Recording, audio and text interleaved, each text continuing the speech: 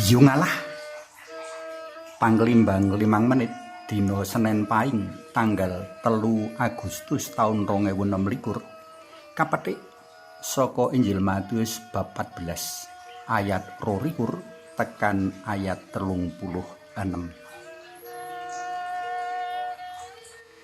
Dek cilik biyen aku asring krungu tembung Yungalah. Tembung mau kawetu rikala wong ngrasakake lara marga kesandung, ketutuk, kecubles barang lancip, kepenges lan sak piturute. Asring tembung mau kawetu sacara otomatis kamangka saengga rasane kaya nyebut asma dalem Gusti kang tanpa perlu lan tanpa urmat. Nanging bareng ndak lelimbang tembung Yungalah bisa dadi srana prayoga kanggo caket lan nyuwun pitulung marang Gusti. Carane tembung mau rinespake ing ati linandhesan iman menawa amung Gusti Allah wae kang bisa paring pitulung, tombo lan kaslametan. Lan kuwi mbok menawa wiwit kawite timbul pakulinan ngucapake Yungalah utawa menawa kabahasakake nganggo tembung liya unine dadi mengkene. Gusti sakit utawa aduh Gusti. Aku nemokake emper tembung Yungalah ing cecala karo panguwuh Santo Petrus ing waosan dina iki. Gusti nyuwun tulung. Panguwuh mau kaucapake Santo Petrus rikala ngrasakake angin tumempuh jroning kupiya tumapak ing dhuwur banyu nyaketi Gusti Yesus.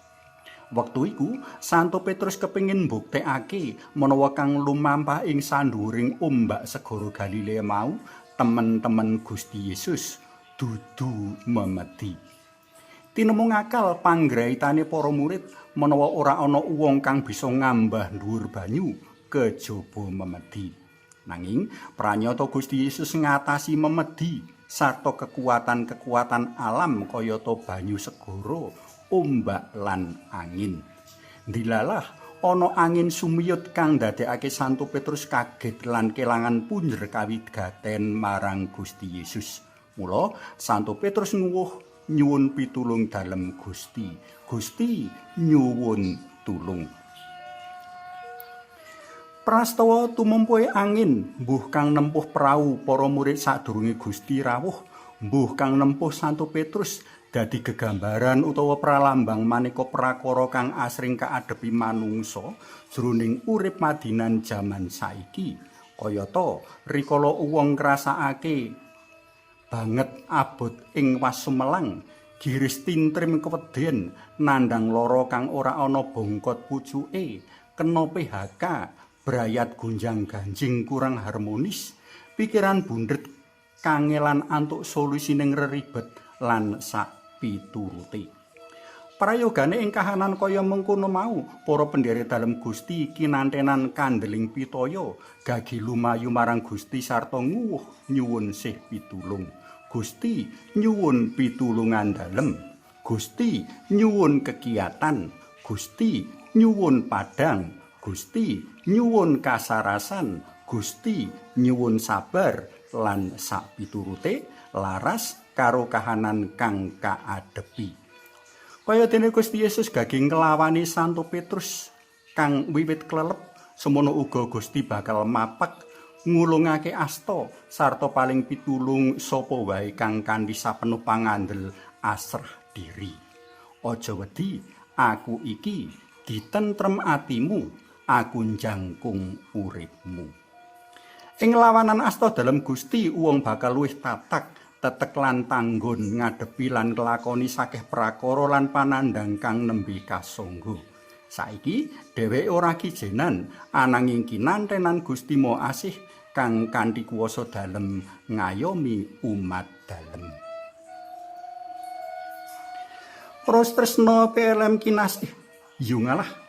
Mbok menawa ana ing antara kita kang latah ngucapake tembung Yungalah saben-saben ngrasakake awak lara ora kepenak. Supaya ora nambahi dosa, prayoga tembung latah Yungalah kamaknai minangka panguwuh kita marang Gusti amrih panjenengane kersa mulung njangkung lan paring pitulung.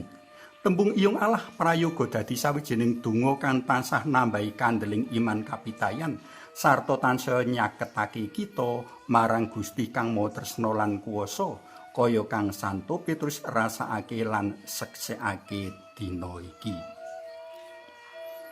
Suwawi sami munjuk kunjung asma dalam Yang Rama Yang Putra Tuwin Yang Roh Suci. Amin.